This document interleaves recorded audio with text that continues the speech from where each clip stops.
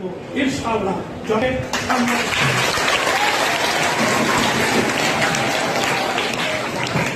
আমি একটা আবেদন শুধু রেখে আমার কথা শেষ করতে চাই।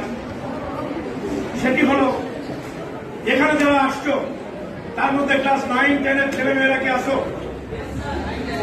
আছে 9-10? তারা বড় একটু দাঁড়ানো, আলহামদুলিল্লাহ